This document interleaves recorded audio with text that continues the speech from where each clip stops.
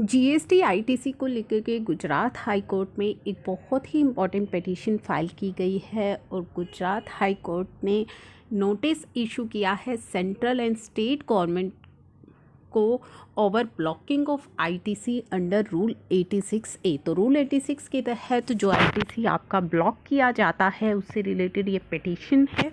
तो क्या है इस पिटीशन के अंदर वो हम जानेंगे। जो हमारा पिटीशनर है सूरत मर्केंटाइल एसोसिएशन, उसने पिटीशन फाइल की है और चैलेंज किया है constitutional validity of rule 86A को।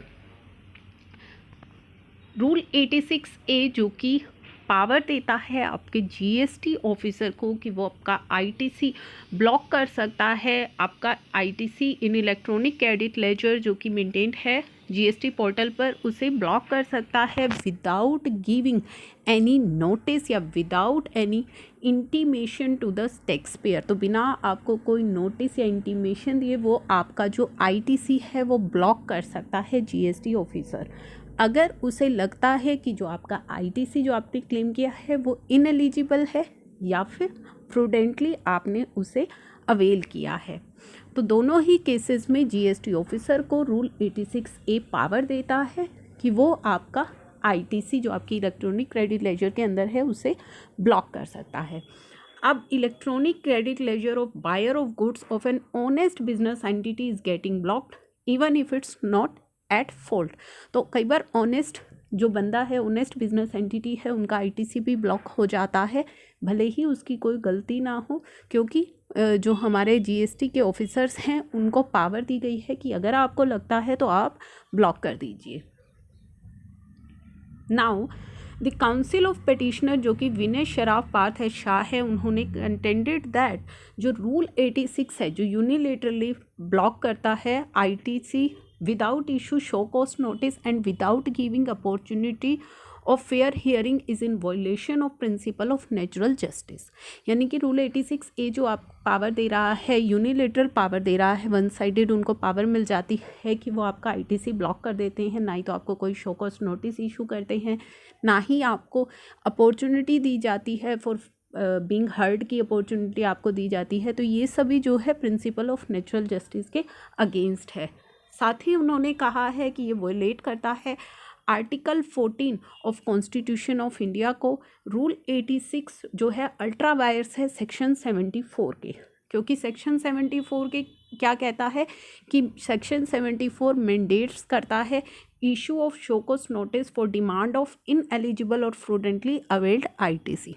तो सेक्शन 74 भी आपको बताता है कि अगर आपने कोई अन्य इनएलिजिबल आईटीसी क्लेम कर लिया है या फ्रूडेंटली क्लेम कर लिया है तो आपको शो कॉज नोटिस इशू करना वहाँ पे मैंडेटरी है सेक्शन 74 के अंदर। It was further submitted that जो आपका रूल 86A है वो ऑल्सो अल्ट्रा वायर करता है सेक्शन 75 सबसेक्शन 4 को, जिसमें कि मैंडेटरी किया गया है grant of opportunity of hearing where any adverse decision is contemplated against a taxpayer. अगर आपके अगेंस्ट कोई डिसीज़न लिया जा रहा है, कोई एडवर्स डिसीज़न लिया जा रहा है, तो आपको अपॉर्चुनिटी ऑफ बीइंग हर्ड मिलनी चाहिए, ये सेक्शन 75 सब सेक्शन 4 कहता है। तो रूल 86A जो है also ultra wire section 75 sub section 4।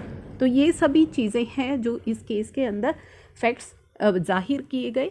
उसके बाद कहा गया कि rule 86A of rules also seeks to circumvent the right of appeal to the extent such right can be exercise.